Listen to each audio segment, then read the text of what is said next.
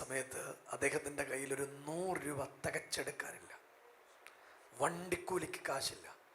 എന്നാ പ്രശ്നം എന്നറിയോ? ആ ബൈബിൾ എടുത്ത് വെളിയിൽ വെച്ചതിൻ്റെ ശിക്ഷ ദൈവം കൊടുത്താ.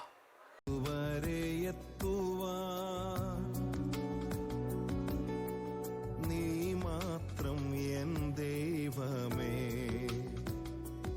ഞങ്ങൾ ഇതുവരെ നീ മാത്രം എന്നേശുവേ. എന്നോട് കുറെ ദൂത് പറഞ്ഞു, നിനക്ക് ആർച്ചും പോർച്ചും ഉള്ള ഒരു വീട് ലഭിക്കുമെന്ന് പറഞ്ഞു. അപ്പം ഒരു പൈസയും കയ്യിലില്ലാത്ത ഒരാളിന് ആർച്ചും പോർച്ചും ഉള്ള വീട് കിട്ടുമെന്ന് ഞാനിങ്ങനെ ചിന്തിച്ച് ഞാൻ ഇവിടുന്ന് കിട്ടാൻ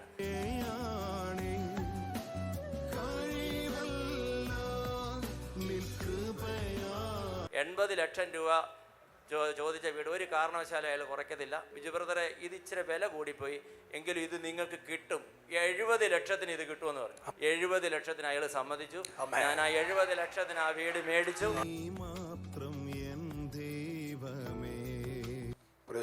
ദൈവത്തിന് മഹത്വം. ബ്രദർ ബിജു എരുമേലി. പക്ഷേ ഇവർ 7 വർഷമായി എലോഹിം സഭയുമായി ചേർന്ന് നിൽക്കുന്നു. ആദ്യമായി താൻ സഭയിൽ വന്ന അന്ന് താൻ പ്രാർത്ഥനയ്ക്കായി കയറിയപ്പോൾ ഭാഷ്യപ്രകാരം പറഞ്ഞു, തനിക്ക് മനോഹരമായൊരു ഭവനം ലഭിക്കും, വാഹനം ലഭിക്കും, തന്നെ ദൈവം അനുഗ്രഹിക്കുമെന്ന്. അന്ന് താൻ സഭയിൽ വരുന്ന സമയത്ത് ഇതിനൊന്നും ഒരു സാധ്യതയും ഇല്ലായിരുന്നു. താൻ സാമ്പത്തികമായി അത്രയ്ക്ക് ബുദ്ധിമുട്ടിലായിരുന്നു. അതിനുശേഷം താൻ സഭയുമായി ചേർന്ന് നിന്നു.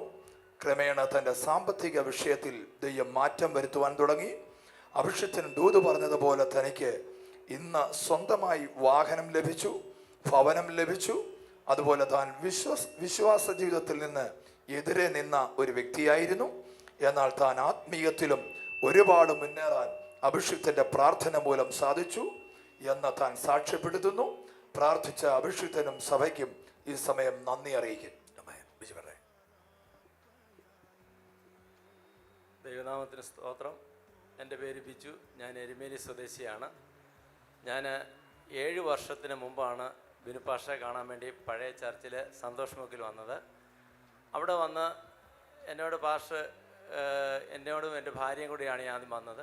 അപ്പോൾ ഞങ്ങളുടെ കാര്യങ്ങളൊക്കെ പറഞ്ഞ് ജീവിതത്തിൽ ഏറ്റവും കൂടുതൽ പരാജയപ്പെട്ട വ്യക്തിയായിരുന്നു ഞാൻ. 13 വർഷം ഗൾഫിലായിരുന്നു. അങ്ങനെ ഞാൻ ആദ്യം സൗദിയിലായിരുന്നു. അവിടെ തിരിച്ചു വന്ന് ഞാൻ വിശ്വാസത്തിനെതിരായ ഒരു വ്യക്തിയായിരുന്നു. എനിക്ക് പെന്തക്കോസ്തുകാരെ ഒട്ടും ഇഷ്ടമില്ലാത്ത ഒരു വ്യക്തിയായിരുന്നു. ഞങ്ങൾക്ക് ഫാർഷന്മാരെയൊക്കെ കളിയാക്കുമായിരുന്നു ചെറുപ്പത്തിലൊക്കെ.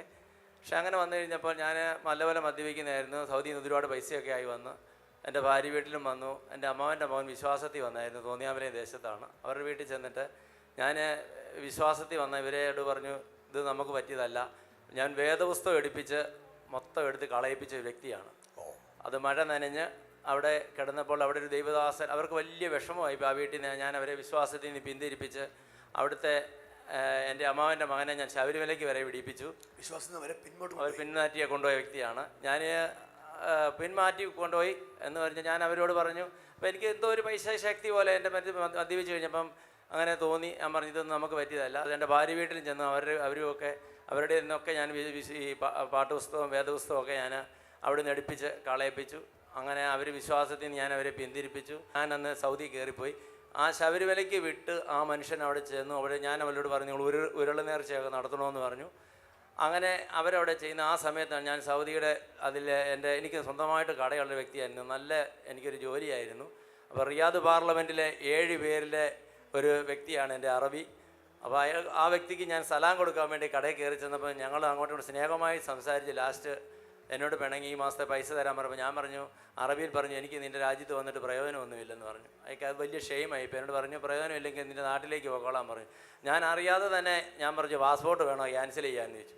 ഞാൻ പാസ്പോർട്ടും കൊടുത്ത് താക്കോലും കൊടുത്ത് എല്ലാം കൊടുത്ത് കഴിഞ്ഞിട്ട് ഞാൻ അറബി എന്നെ പിടിച്ച് ക്യാൻസൽ ചെയ്തു. പ്രിയമുള്ളവരെ, ഞാൻ സത്യമായി പറയുന്ന കാര്യം, ഞാൻ ഫ്ലൈറ്റിൽ പോയ വ്യക്തി എന്നെ അവിടുന്ന് ക്യാൻസൽ ചെയ്ത് ബോംബെയിൽ നിന്ന് ടിക്കറ്റ് ഇറക്കി ഞാൻ ബസ്സിന് വന്ന് കോട്ടയത്ത് വന്ന് ജീപ്പ് പിടിച്ച് വീട്ടിൽ വന്ന വ്യക്തിയാണ്.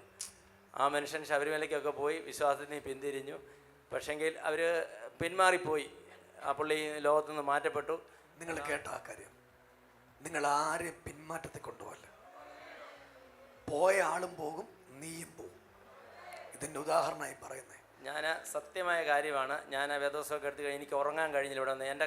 ഞാൻ ജോലി ചെയ്യുന്ന ആ കട പാകിസ്ഥാനി വിലയ്ക്ക് എടുത്ത് എന്നോടുള്ള സ്നേഹം കാരണം എന്നിട്ട് എന്നോട് പറഞ്ഞു കയറി വരാൻ പറഞ്ഞു. എനിക്ക് പോകാൻ പറ്റുന്നില്ല, എനിക്ക് കൊണ്ടുപോകാൻ ആളുണ്ട്, എനിക്ക് പൈസയുണ്ട്, ഒന്നും നടക്കുന്നില്ല. അത് കഴിഞ്ഞ് ആ വിസയും ക്യാൻസലാക്കി, ആ കടയും പോയി.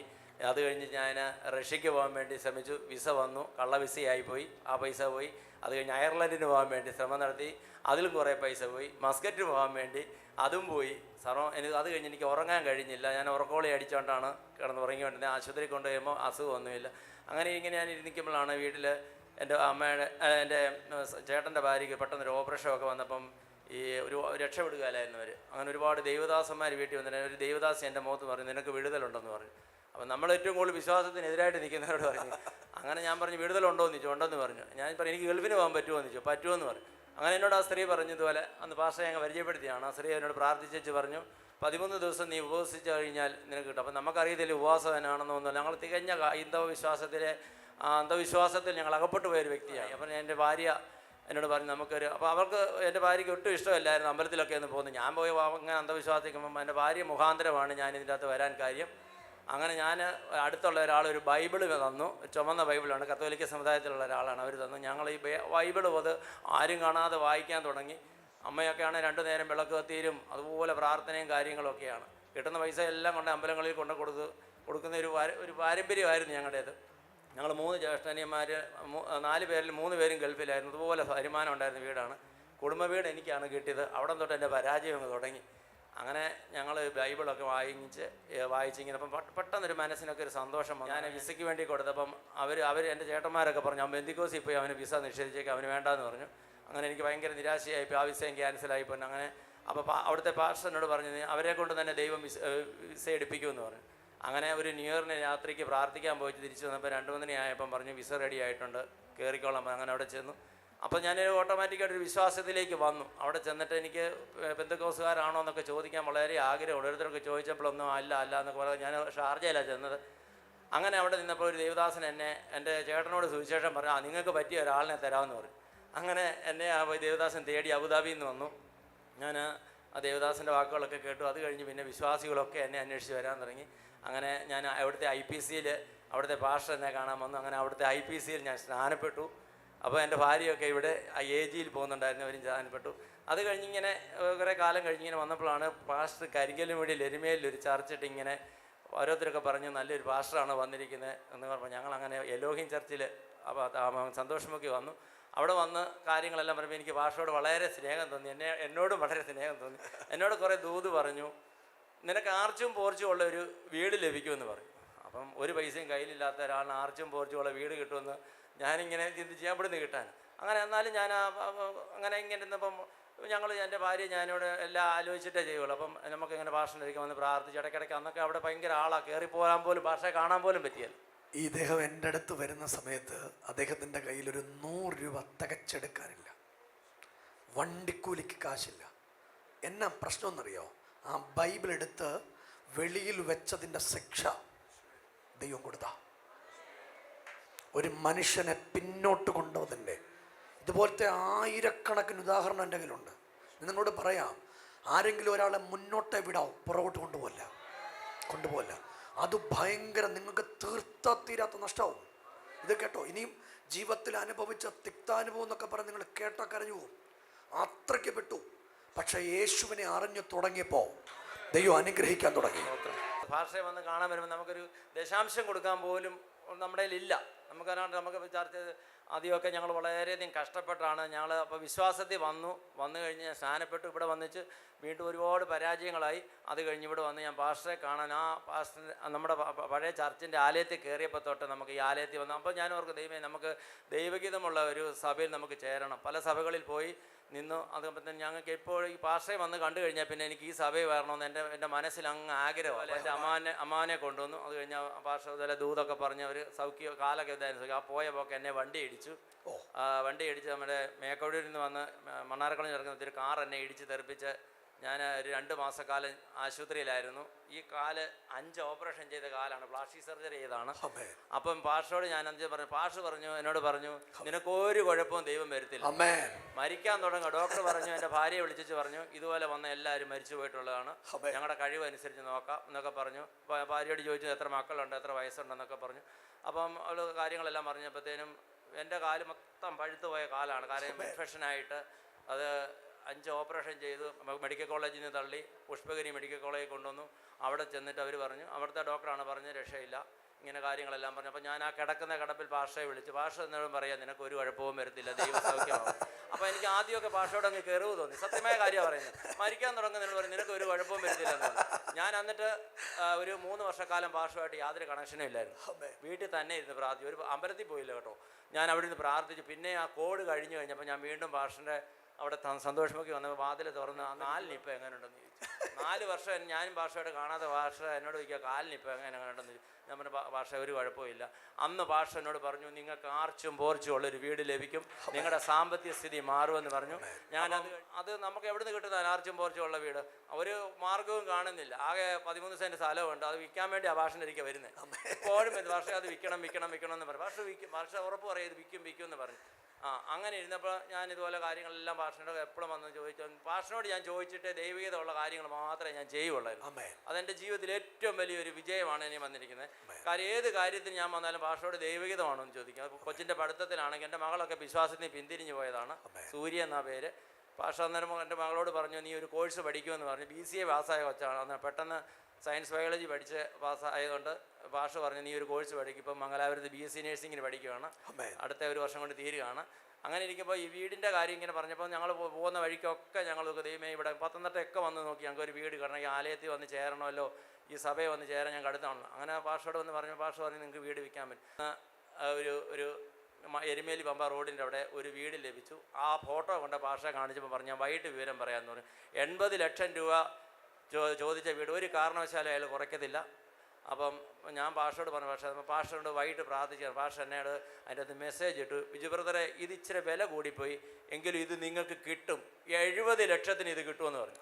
പ്രിയമുള്ളവരെ, സത്യമായ കാര്യമാണ്. എൻ്റെ ഇപ്പോഴും പാഷ എനിക്ക് പറഞ്ഞു, ആ വോയിസ് ക്ലിപ്പ് എൻ്റെ മൊബൈലിലുണ്ട്. 70 ലക്ഷത്തിന് അയാൾ സമ്മതിച്ചു. ഞാൻ ആ 70 ലക്ഷത്തിന് ആ വീട് മേടിച്ചു. അത് കഴിഞ്ഞിട്ട് ഇങ്ങനെ ഇരുന്നപ്പോഴാണ് എനിക്ക് ഒരു പാഷനോട് പറഞ്ഞിട്ടുണ്ടായിരുന്നു, ഒരു വാഹനം കിട്ടുമെന്ന് പറഞ്ഞു. കിയ സോണറ്റ് എന്ന് പറഞ്ഞ പുതിയ വണ്ടി പാഷാണ് വന്ന് വീട്ടിൽ അത് പ്രാർത്ഥിച്ച്. പാസ്റ്റർമാർക്ക് അറിയാം, വിശ്വാസികളുടെ ഒരു 5 പാസ്റ്റർമാർ എൻ്റെ വീട്ടിൽ വന്നു. ദൈവദാസൻ ഉൾപ്പെടെ വന്ന് ആ ഹൗസ് വാമിങ് വളരെ ഭംഗിയായി നടത്തി. എനിക്ക് ദൈവമക്കളോട് എല്ലാവർക്കും ഈ സഭയോടും പ്രത്യേക ഒരു കടപ്പാടുണ്ട്. ദൈവദാസന് ആ ദേശത്ത് വന്ന് പ്രാർത്ഥിച്ച് തന്നെ ആ ദേശത്തിനൊരു അനുഗ്രഹമാണ്. ഒരു സാക്ഷ്യം കൂടി പറഞ്ഞോണ്. ഞങ്ങൾക്ക് ഈ വീടിൻ്റെ മുൻവശത്ത് ഒരു 20 സെൻറ്റ് സ്ഥലം ഉണ്ടായിരുന്നു. അപ്പോൾ ഞങ്ങൾക്ക് ഈ 10 സെൻറ്റ് സ്ഥലത്ത് ഈ വീട് മാത്രമേ കിട്ടിയുള്ളല്ലോ. അപ്പം ഞാൻ അവിടെ ചെന്ന് ഈ മണ്ണെ തൊട്ടടിച്ച് ഞാൻ പ്രാർത്ഥിച്ചു, യേശുവേ, ദൈവഹിതമെങ്കിൽ ഇത് ഞങ്ങൾക്ക് തരണമെന്ന് പറഞ്ഞു. പ്രിയമുള്ളവർ, അതിൻ്റെ എനിക്ക് തന്ന വീടിൻ്റെ ആൾ എന്നോട് വന്ന് പറയാം, നിങ്ങൾക്ക് വേണമെങ്കിൽ മേടിച്ചിട്ടോ, നമുക്കൊരു അഡ്വാൻസ് കൊടുത്തിട്ടേക്കാമെന്ന്. അങ്ങനെ ആ ഒരു വലിയ മുതലാളിയുടെ വീട്ടിലാണ് അത് ആ സ്ഥലം മൊത്തം. ഞാൻ അവിടെ ചെന്നിച്ച് അയാൾ സമ്മതിച്ചു. ഞാൻ അതിന് അഡ്വാൻസ് കൊടുത്തു. പാഷന്മാരുടെ വണ്ടിയൊക്കെ അവിടെയാണ് പാർക്ക് ചെയ്തത്. അതും എനിക്ക് കിട്ടി. ഇനി ഈ വീടിൻ്റെ അവിടെ ചെന്ന് എൻ്റെ ഭാര്യ ഈ വീടെ തൊട്ടിച്ച് പ്രാർത്ഥിച്ചു, യേശുവേ, ദൈവഹിതമെങ്കിൽ ഞങ്ങൾക്ക് ഈ ഭവനം തരണേ എന്ന് പറഞ്ഞു. അതുപോലെ തന്നെ സംഭവിച്ചു. ഞങ്ങൾക്ക് ഭവനം തന്നു. എല്ലാ കാര്യങ്ങളും ദൈവം നടത്തി തന്നു. ഈ സഭയോട് എനിക്ക് പ്രത്യേക ഒരു കടപ്പാട്, സ്നേഹമുണ്ട്. പ്രിയപ്പെട്ടവരെ, പച്ചയായിട്ട് പറഞ്ഞ സാക്ഷിയാണ്, വളരെ പച്ചയായിട്ട്. 80 ലക്ഷം രൂപ ചോദിച്ച വീട് 70 ലക്ഷത്തിന് കിട്ടി. ഇദ്ദേഹത്തിൻ്റെ ഈ ഉയർച്ച കണ്ടിട്ട് ആൾക്കാർ എൻഫോഴ്സ്മെൻറ്റിൽ നോട്ടീസ് അയച്ചു. നിങ്ങളുടെ ഉയർച്ച കാണുമ്പോൾ ആളുകൾ നോട്ടീസ് അയക്കും. അവർ വന്ന് അന്വേഷിച്ചപ്പോൾ ഒരു കുഴപ്പമില്ല. കൈ ഉയർത്തി ഒരു ആമീൻ പറ. നീ തകർന്ന് പോയാൽ ആളുകൾക്ക് പ്രശ്നമില്ല, പക്ഷെ നീ ഉയർന്നാൽ ഭയങ്കര പ്രശ്നമാണ്. നിങ്ങൾക്കറിയാമോ, ഒരു 14 ലക്ഷം രൂപയുടെ വണ്ടി കിട്ടി, ഒരു വീട് കിട്ടി. ഒരു 7 വർഷത്തെ ഗ്യാപ്പിനകത്ത് നടന്ന അത്ഭുതമായി പറയുന്നേ.